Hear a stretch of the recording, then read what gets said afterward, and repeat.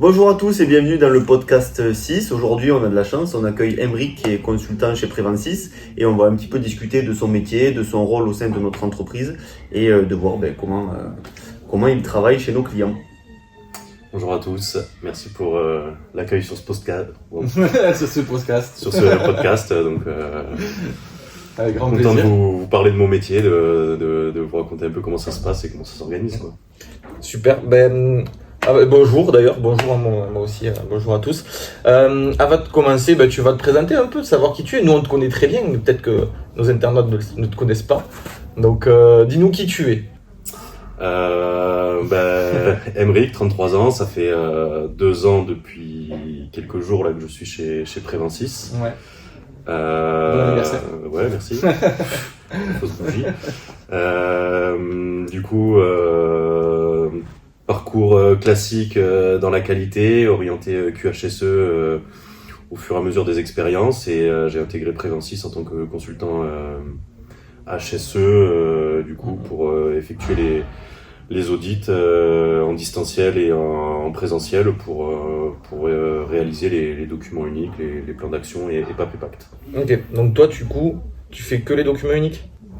On va faire depuis peu les diagnostics RPS aussi, nouveau produit qu'on a mis en place, que je découvre au fur et à mesure au niveau du process parce que j'étais pas trop sur ça depuis le lancement, et du coup on commence à s'élargir, on a une palette un peu plus large au niveau de l'offre, et c'est bien pour nous parce qu'on se diversifie aussi, quoi. Ouais, puis à côté de ça, on fait d'autres petits audits sur la condition de travail, mais c'est quand même orienté un peu document unique, puisqu'en fait, ça reste quand même des familles de risques qu'on connaît, c'est des audits similaires à ce que tu fais, quoi. Tout à fait. Donc là, l'objectif de ce podcast, pour tous ceux qui nous écoutent et qui nous regardent, ça va être vraiment de vous plonger dans la vie d'un consultant HSE, dans la vie d'Aymeric en particulier, d'essayer de comprendre un peu notre métier, ce qu'on fait et comment on le fait. Et vous verrez que c'est beaucoup plus palpitant que ce que l'on peut penser. Déjà, tu peux commencer avec ta journée type. C'est quoi une journée type une journée préventive d'un consultant, alors quand tu es au siège, imaginons. Au siège, c'est une journée qu'on va qualifier un peu de classique parce que c'est beaucoup de tâches administratives finalement, sur la saisie des documents que j'ai pu faire en présentiel sur les sites clients pour lesquels on a été missionné.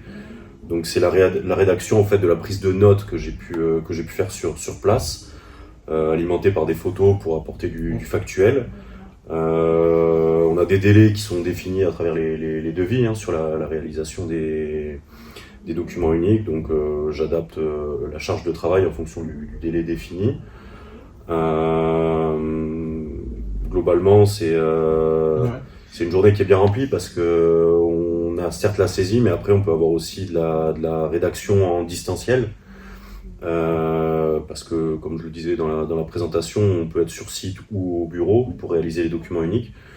Donc voilà, la journée va s'articuler autour de ces différentes thématiques. Dans ces cas-là, ça se passe comment quand c'est en distanciel?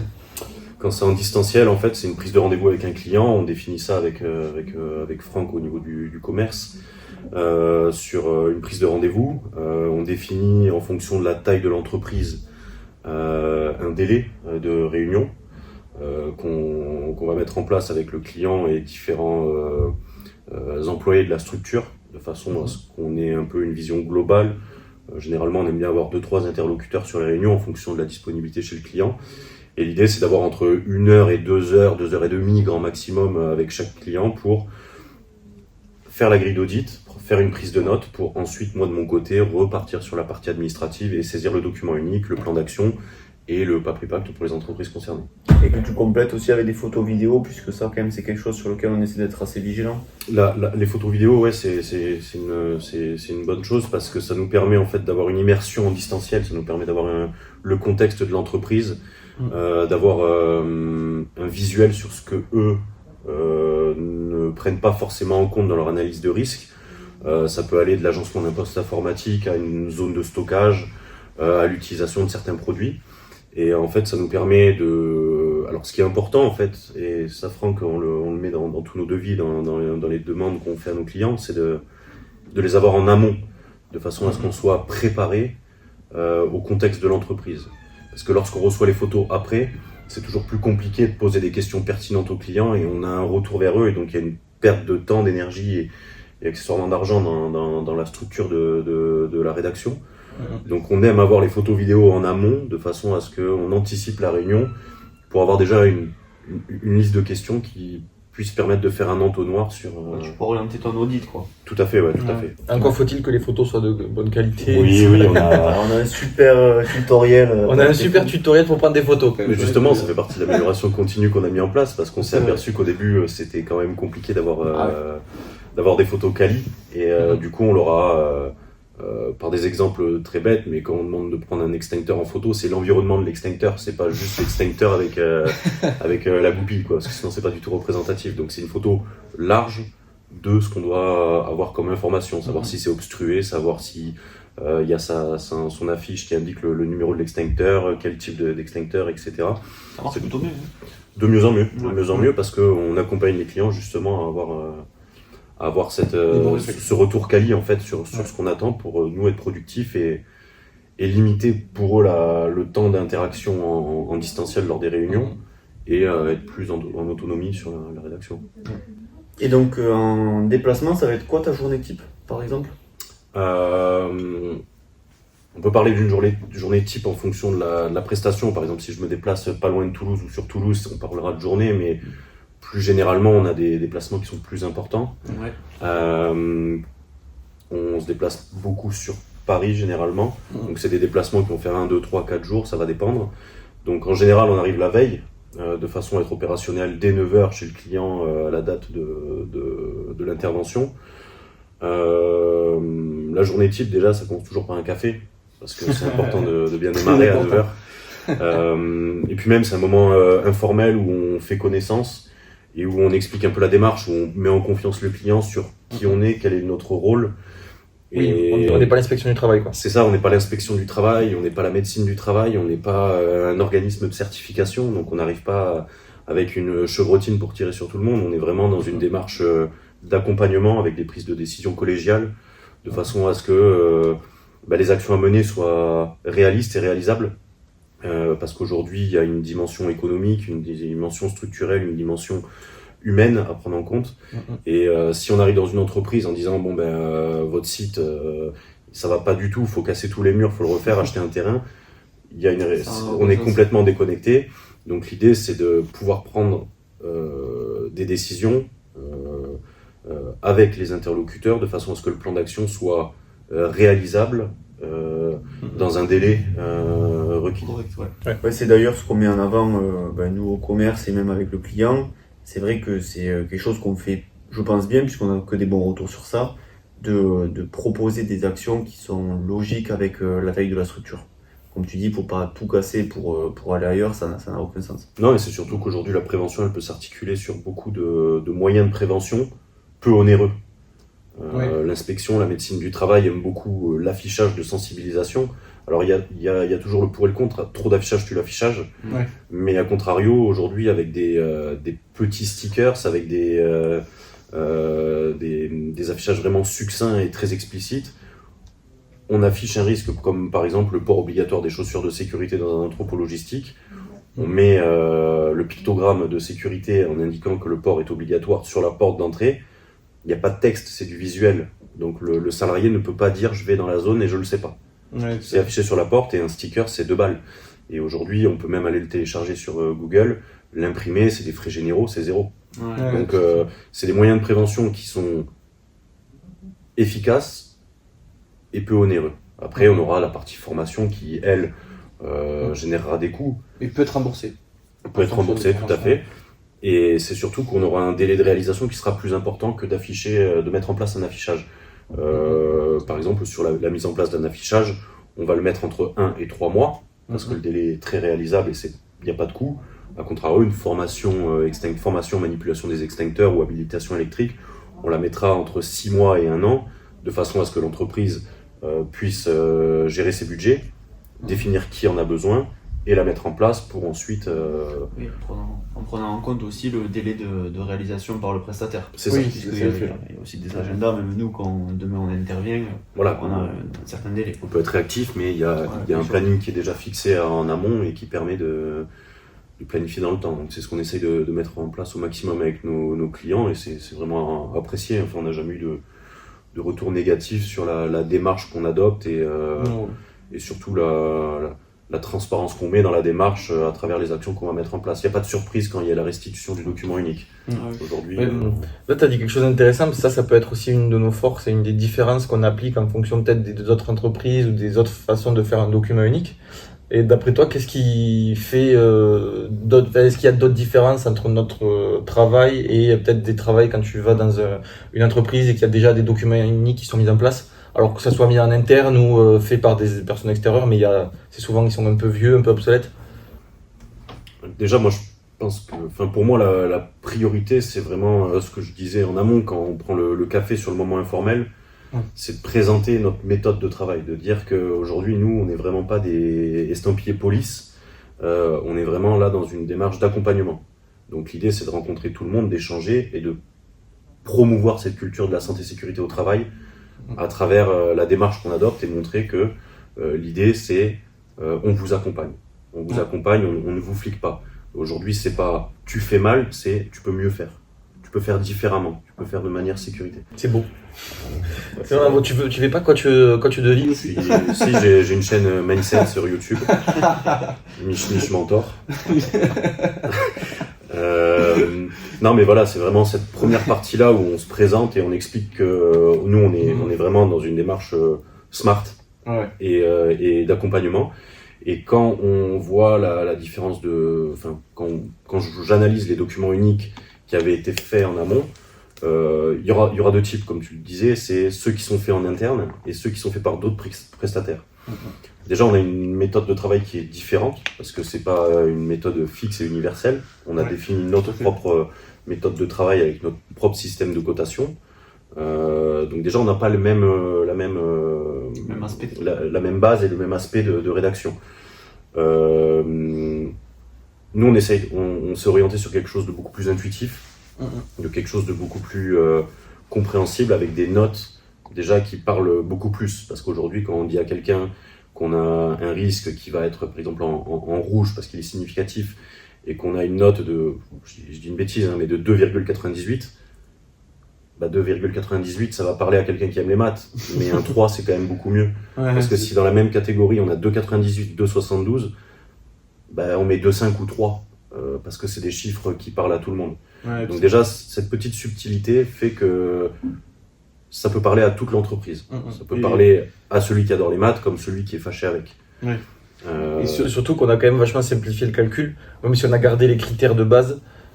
Mais des fois, tu vois, il y a des indices qui sont poussés avec énormément d'indicateurs de risques résiduels, de risques graduels, de tous les risques qui soient, et au final, en fait, ça te donne plein de calculs, mais tu comprends juste pas pourquoi ni le résultat final, quoi.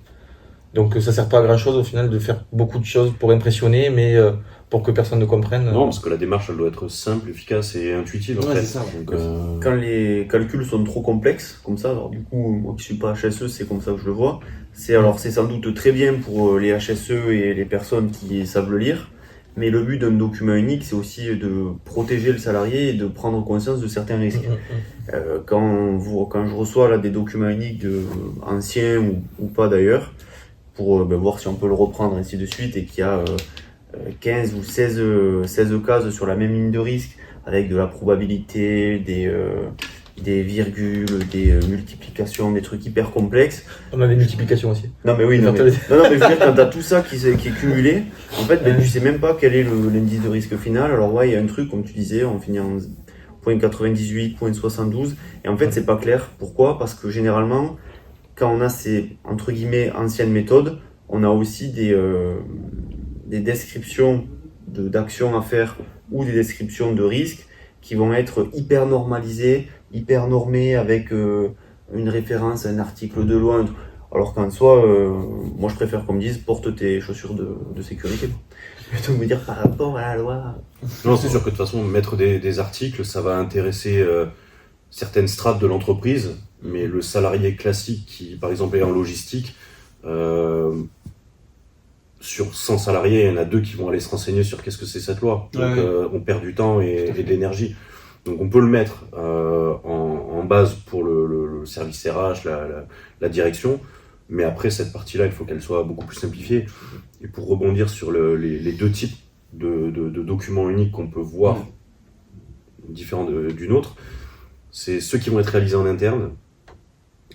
En fait, on s'aperçoit que ceux qui ont été faits en interne, il n'y a pas toujours la ressource avec les compétences.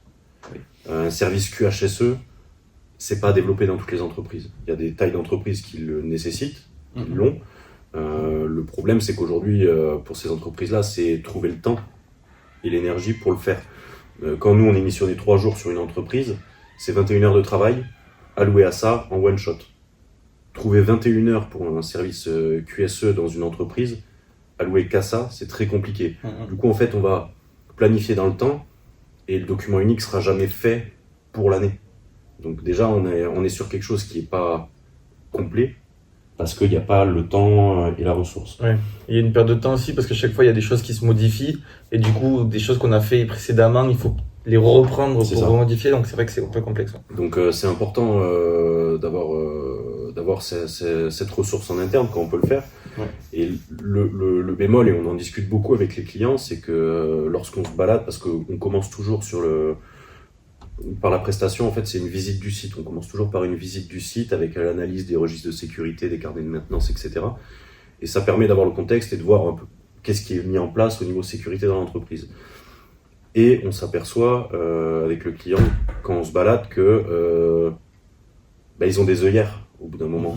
T'as forcément, au bout d'un moment, quand tu évolues dans un environnement au quotidien, c'est l'humain, c'est que tu te mets des œillères et que tu fais plus attention à certaines choses. Aujourd'hui, quand on passe dans un couloir dans une entreprise, le cadre, même s'il est très beau, on ne fait plus attention. Et c'est la même chose pour un câble qui va traîner dans le passage, comme du stockage en équilibre précaire. On le voit une fois, et puis après, ça fait partie du décor. Donc, c'est toutes ces choses-là qui permettent, en fait, aux clients de s'apercevoir de certains risques qui sont au quotidien noyés dans la charge de travail, l'environnement, l'énergie, etc. Ouais, mais c'est des trucs super banals, en fait.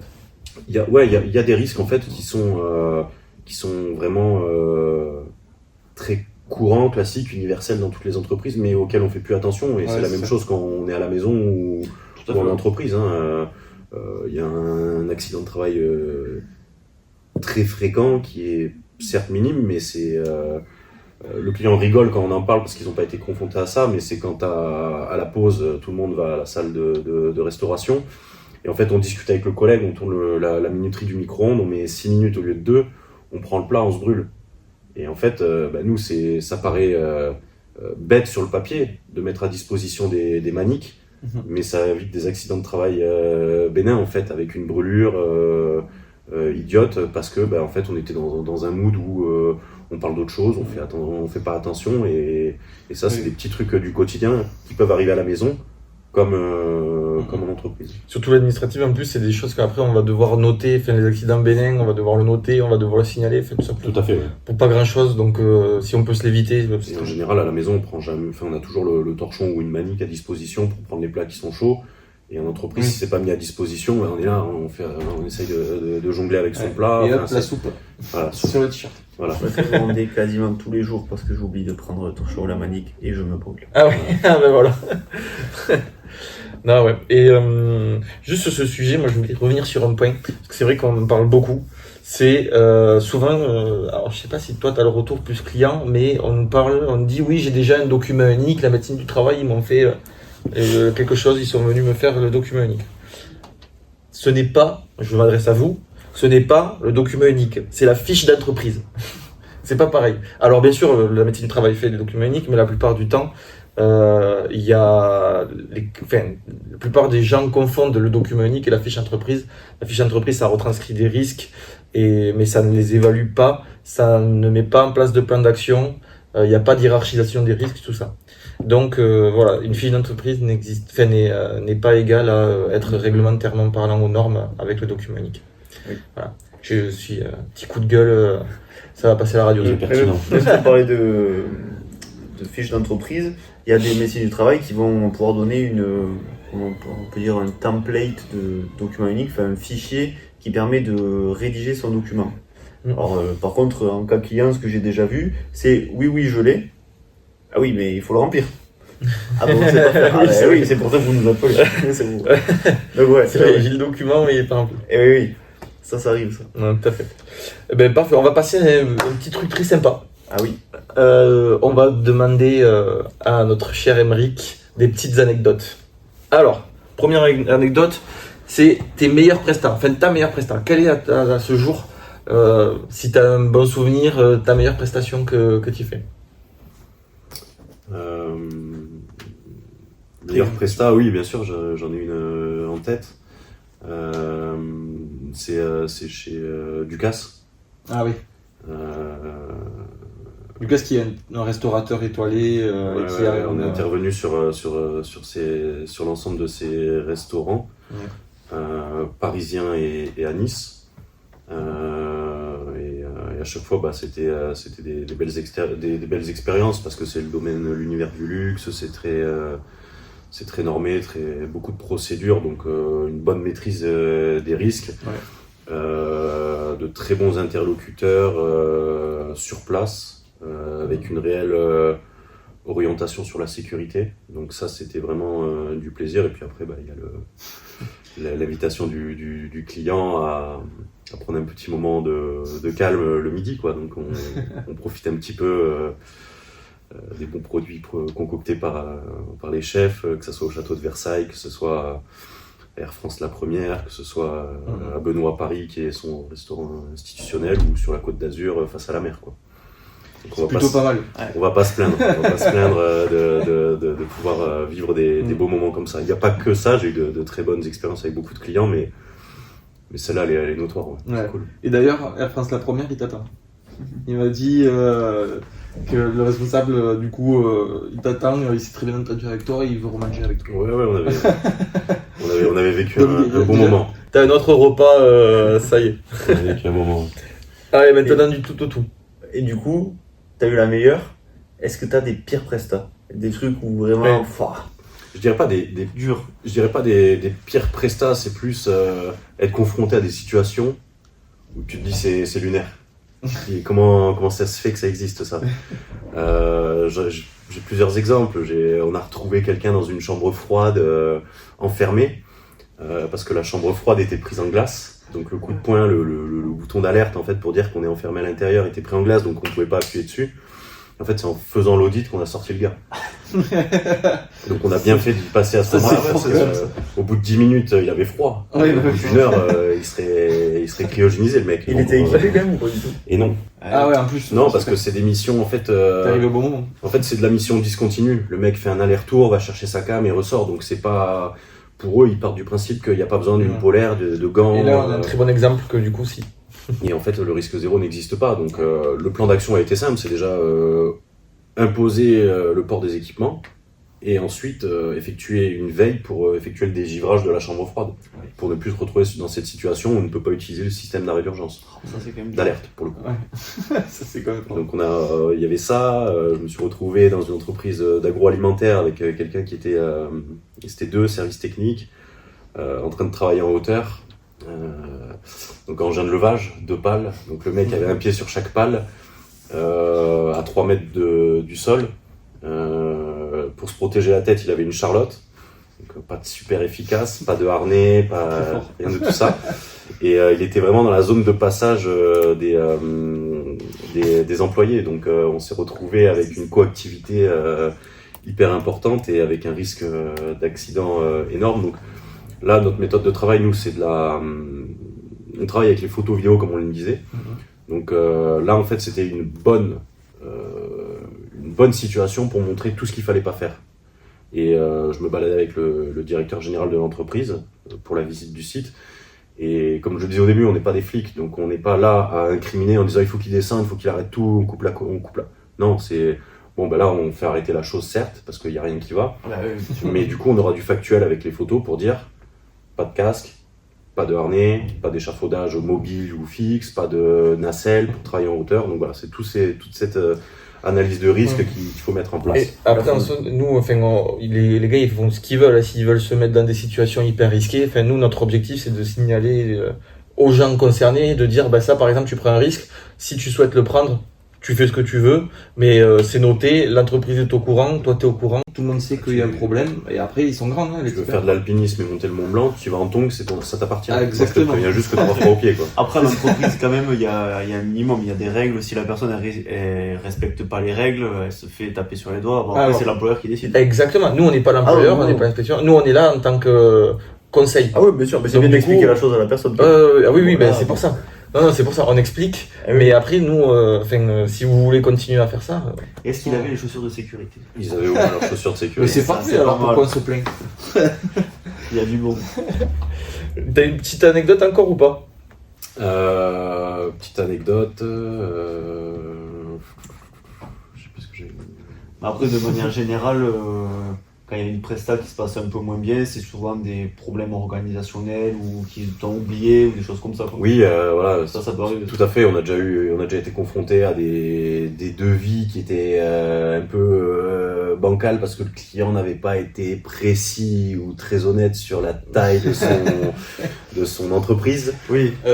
Et en fait, ça pose un problème très simple, c'est que quand on devise 7 heures de travail sur site pour, je dis une bêtise, 1000 mètres carrés, on se retrouve avec 6000, c'est pas la même charge de travail et du coup le temps de visite va impacter soit la qualité de l'analyse de risque, soit la qualité des échanges pour après partir sur toute la partie managériale, organisationnelle et risques psychosociaux. Donc en fait c'est à nous après de nous adapter sur place et d'aller dire là c'est chaud en fait parce que qu'est-ce que je priorise, quelle est la et on en discute on communique ensemble pour savoir comment on peut le gérer sur place et avec le client pour dire voilà, nous, le problème c'est qu'aujourd'hui on avait cette info là, on se retrouve avec au lieu de 1000, 6000 mètres carrés, comment on fait? Ouais. Alors pour le coup quand même, je vous rassure, c'est très peu arrivé, de mémoire c'est arrivé 2 fois que ce soit ma faute. Enfin, ma faute ou non, pas forcément. Ou avec un client qui n'a pas été hyper honnête, mais une fois c'était parce qu'on nous avait carrément caché une unité de travail. Ouais. Bon, ça c'est vrai que la plus grosse partie du truc. Bon, du coup, voilà. Et une fois, ouais, effectivement, plus grand, mais bon, en soi. Ça m'est arrivé aussi. Ah ouais? Première presta, tu te rappelles, première presta que je fais un déplacement. Oui, c'est vrai. C'est la toute première presta qu'on a fait à Paris. Ouais. Et j'arrive, une journée d'identification sur site, parfait. Et au final, je me retrouve dans un truc, le plus grand importateur de produits alimentaires et transformateurs. Ça veut dire que c'était un site, une usine scindée en deux de 25 000 m2 avec une vingtaine de silos, des trucs comme dans Amazon, des chaînes de production qui étaient immenses. J'y suis arrivé là, en plus les locaux, ils étaient vraiment dans un sale état. Je me suis dit, mais purée, je vais passer une mauvaise journée.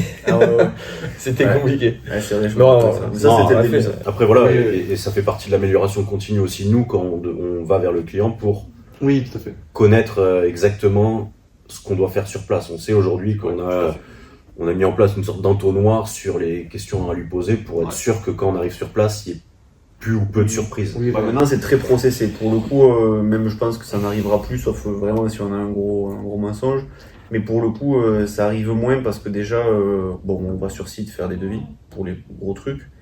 Et puis après, on prend les adresses pour tout vérifier avec Maps, et ainsi de suite. Là, vraiment, on a un process qui est très... L'expérience parle. Oui. Après, voilà, maintenant, aujourd'hui, c'est plus vraiment ce sujet-là le problème. On n'a plus de piéger, quoi. Non, et encore, je sais même pas si c'est du piège. Je sais pas si le client minimise ou il se rend pas compte. En fait. Non, mais comme tu disais, il y a les œillères aussi, on se rend pas forcément compte. Ouais, c'est ça. On a des employés polyvalents, mais on est polyvalent, mais on a de la menuiserie, de la charpente, de la plomberie. Mais on se rend pas compte aussi du travail que c'est de faire un document. Souvent, il y en a, ils pensent, allez, tu fous 2-3 risques, un template et c'est fini, alors que pas du tout. Et ça, j'ai une théorie, c'est parce que ça s'appelle document. Ah oui. En fait, il faudrait que ça s'appelle le dossier unique. Ouais, en fait, quand j'en parle dossier la Bible, énormissime. Quand j'en parle avec des entre guillemets des personnes qui viennent de créer leur entreprise, qui sont encore une petite boîte ou quoi, ils savent pas forcément ce que c'est. Ouais. Et donc pour eux, je leur dis par exemple un tarif, je vais dire 700 €, voilà, peu importe.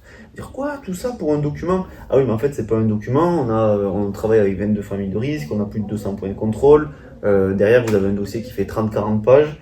Ah bon, ah oui, d'accord. Et en fait, ouais, ils pensent vraiment que c'est un document où on dit ok, ils ont des risques. Ouais, ça. Faudrait Faudrait dire audit, parce qu'au final, c'est un audit. Ouais, c'est un Oui, mais le problème pour beaucoup, comme tu dis, les petites entreprises qui sont confrontées à ça, à cette surprise en fait, Et ouais, c'est ça. c'est qu'elles ne sont pas du tout sensibilisées, formées et accompagnées sur la partie administrative et les obligations légales. On a énormément d'entreprises. Récemment, un client chez qui je suis allé sur Paris qui me dit je ne savais pas qu'il y avait ça à faire en fait.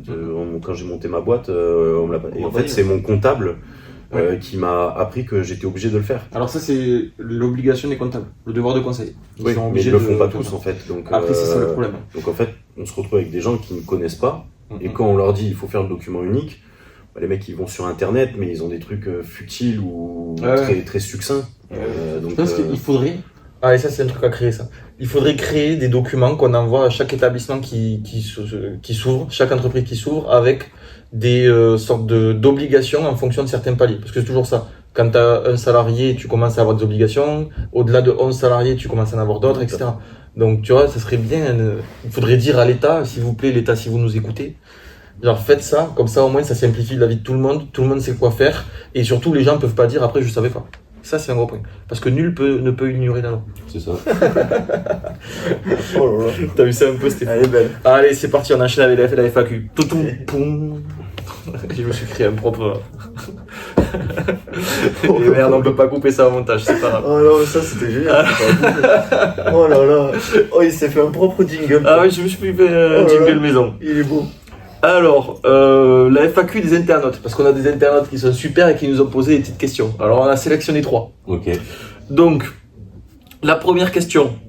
Alors, problème qu'on connaît très bien. Mes voisins de l'open space font trop de bruit. Qu'est-ce que je peux faire contre ça? Les démarrer. L'énorme galette. Premier conseil. Non, Envoie une tourte. il y a beaucoup de choses qui peuvent être mises en place dans les open space, par exemple, quand on a accompagné des clients sur la mise en place de moyens de prévention pour isoler les salariés, pour éviter justement d'avoir un bruit ambiant qui peut être à terme problématique. Okay. Perte de concentration, donc c'est des parois acoustiques par exemple, qu'elles soient petites et individuelles, des parois acoustiques que vous mettez au plafond qui permettent d'atténuer un bruit général. Ça absorbe, Ouais, ça absorbe vraiment bien. On a ça chez un client dans la pharmaceutique qui l'a mis sur des chaînes de production et ça a vraiment un effet significatif. On peut avoir aussi des casques à réduction de bruit qui permettent de s'isoler. Donc ça va filtrer ce qu'on a autour et ça nous met dans une bulle. Seul bémol de cet outil, c'est que on va avoir tendance à parler plus fort et de ce fait, on va gêner les autres aussi. Donc voilà, c'est toujours difficile, mais dans les entreprises, ce qui se développe de plus en plus, c'est la mise en place de phonebox, de petites bulles où on peut aller passer un call, faire une réunion, ou alors avoir des salles de réunion mises à disposition qui sont dédiées à ça. Ouais, et il y a aussi un truc d'organisation peut-être qui peut être fait du style, si on voit qu'il y a plein de gens qui sont gênés par le bruit et qui ne parlent pas en open space, on peut peut-être les mettre ensemble. Et après, tous ceux qui font les oies, si je puis dire, on peut les mettre ensemble parce qu'on sait que le bruit ne les dérange pas et que c'est eux qui font du bruit. Parle-nous des commerciaux. Non, mais c'est ça, ouais, c'est T'as pas dit les requins. Non, mais adapter l'environnement de travail aux différents métiers. Ouais, tout à fait. Tout à fait ça. Et après, même sensibiliser à dire s'il y a un règlement qui fait que pour le coup, on respecte aussi son voisin. Donc si on sait que le voisin, il aime pas trop quand on parle quand il est en réunion, ce qui est plutôt normal, on va essayer de faire gaffe. Et puis il y a une bonne chose aussi quand on peut être mobile et qu'on a par exemple des coups de téléphone à passer. Ça rejoint un des risques qu'on a à la sédentarité sur les postes informatiques. Ça permet aussi de se bouger, d'être mobile et d'éviter de passer sa journée assis et de générer des troubles musculo-squelettiques sur toute la carrière. Donc ça, c'est des moyens de prévention qui paraissent futiles, mais au final ça permet quand même d'être mobile, de ne pas être exposé en continu à son écran. C'est des temps où on alterne les positions, donc c'est une bonne chose aussi. C'est de la sensibilisation qu'on peut faire. pensez à prendre vos appels debout quand c'est possible, etc. Ok, donc bon, si on récap, du coup, comment limiter les bruits en open space? Phone box, casque anti-bruit, Paroi acoustique, mobilité et réorganisation. Voilà. Et puis après, respect aussi de ses collègues. C'est quand même le savoir-vivre et le savoir-être en entreprise qui prime avant tout ça. Oui, parce qu'on a commencé par la finalité, mais au final, si tous ces points-là ne sont pas respectés, là, le moment vient, tu peux démarrer ton collègue. Voilà, c'est ça. La première chose, c'est vrai, c'est juste déjà de respecter les temps de travail. Parce que souvent, on se rend compte que s'il y a des problématiques, c'est parce qu'on a des gens qui parlent d'autre chose que de travail et qui rigolent, qui truent. Et en fait, après, ça fait du... Ah non, ça c'est fait sûr. du bien, mais il y a des moments. Après, oui, voilà. Il faut choisir ces moments, il faut que les personnes en face soient réceptives à ces moments-là, quoi. Tout à fait. Nous, par exemple, on peut avoir un exemple concret de notre situation, parce qu'aujourd'hui, on est dans un open space avec différentes entreprises, différents métiers. Des personnes qui sont beaucoup en distanciel, donc qui font beaucoup de Teams, d'autres qui font des entretiens ou des réunions de manière périodique, d'autres qui ne font jamais. Donc en fait, c'est une entente globale en fait et un savoir-vivre collectif où on s'entend. Et les gens le savent très bien. Aujourd'hui, on est une dizaine sur notre plateau. Et quand quelqu'un a vraiment une réunion trop longue ou etc., il sait d'office qu'il va prendre une phone box, une salle de réunion pour s'isoler. Et après, nous, sur nos temps de pause, de décontraction, quand on fait du golf ou du basket dans le bureau, on sait que quand quelqu'un est en réunion, on fait pas. On le coupe et on reprend le match après, quoi. Voilà. Ok, deuxième question. J'ai eu un accident. Alors celle-là elle est très intéressante. J'ai eu un accident J'ai eu un accident de vélo en allant au travail. Est-ce que je touche une indemnité dès le premier jour d'arrêt? Très bonne question. Parce que je sais pas si vous savez, en général, quand on se met en arrêt maladie ou quand on a quelque chose, il y a une carence de 3 jours. On l'a pas ici, parce que c'est un accident trajet domicile-travail, donc on n'a pas de carence, c'est un accident du travail. Exactement, ouais, c'est considéré accident de trajet, donc pas de carence, dès le premier jour, vous avez votre salaire et votre sécurité. Comme on l'avait fait dans un précédent podcast, on avait bien expliqué que le salarié a quand même une obligation de prendre un chemin qui le mène à son travail. Il y aura une analyse qui sera faite, mais si j'habite dans la banlieue de Toulouse et que je passe par Agen pour venir dans Toulouse, le patron il va comprendre qu'il y a eu un problème ce matin-là. Donc si j'ai un accident à Agen, c'est pas mon trajet domicile-travail. Il faut vraiment que ça soit sur le trajet. Tout à fait, entre les points. Ouais. Très intéressant. Et la dernière question. J'ai 2 jours de télétravail imposés, mais c'est pas mon patron qui paye l'électricité.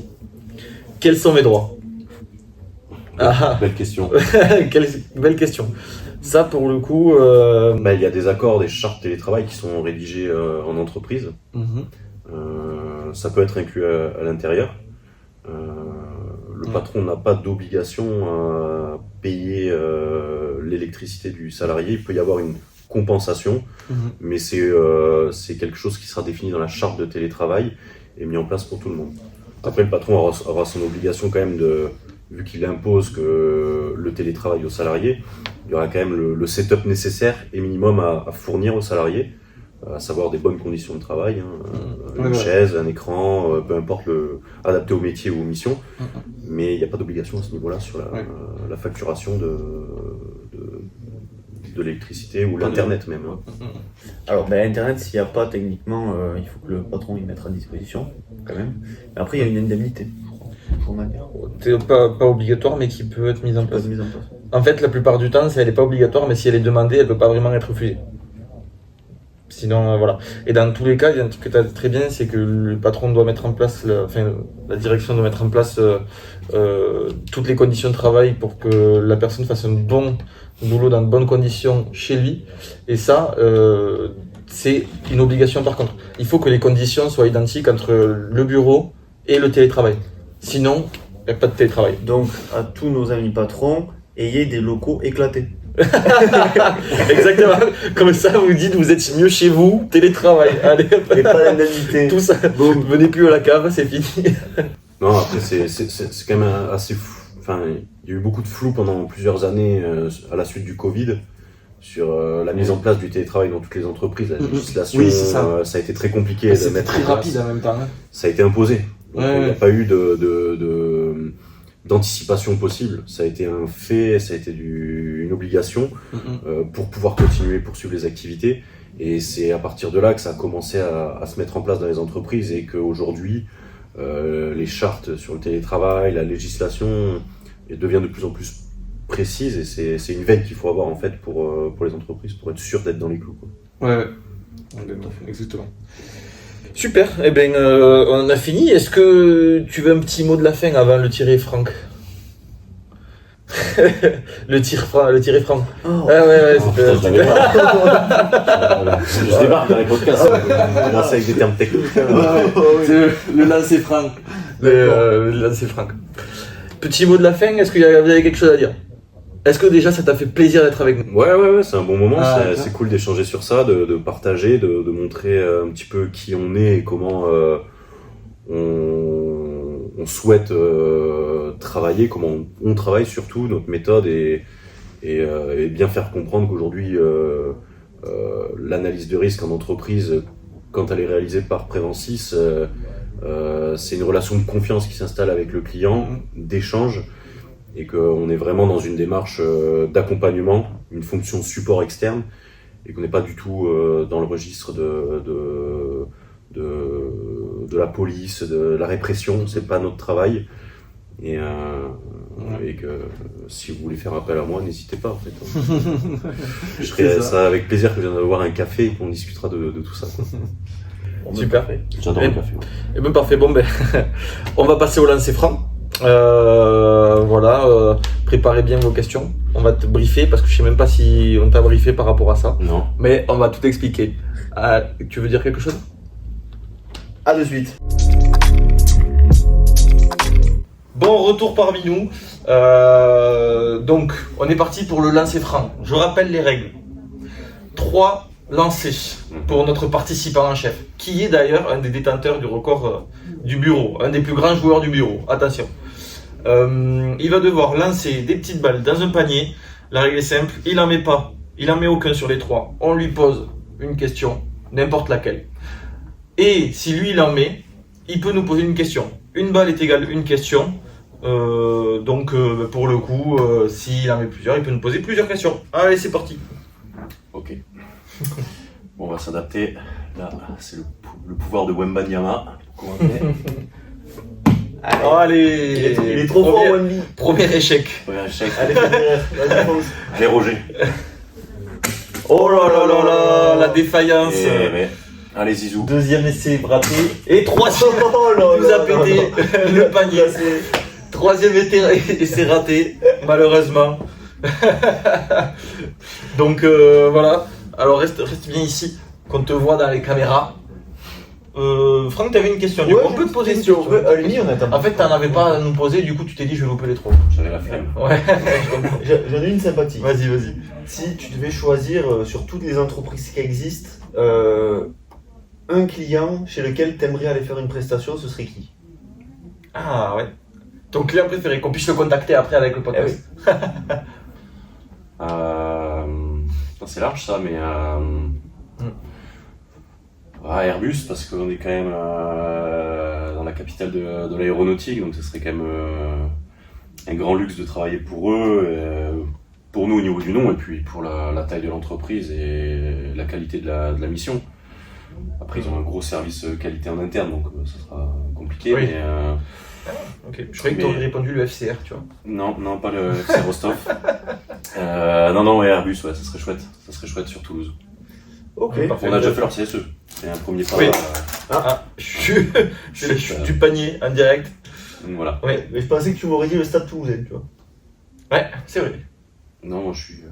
T'es herbusien, toi t'es un fire. Ouais, faut. Toi, t'aimes la complexité. C'est pour l'énergie locale, le patrimoine, quoi. Eh ben, c'est bien. Super. Eh Bon, ben écoutez, tu veux y aller? Non, Tu fais une conclusion? Je t'en prie, Oh, j'ai fait l'intro. T'as fait l'intro, oh, allez. Eh bien, merci à tous de nous avoir écoutés ou regardez si vous êtes sur YouTube.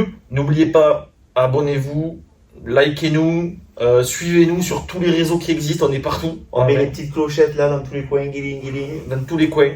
Et voilà, c'est toujours un plaisir. On se retrouve donc ici, c'est le 6e podcast. On se retrouve le 7e podcast sur un sujet qui sera un peu différent. C'est tout ce qui est maternalité, paternalité au travail. On verra ce que c'est exactement. Voilà. À bientôt. Merci. Avec grand plaisir. Ciao les préventifs. Merci. Ciao les Ciao, pieds. ciao.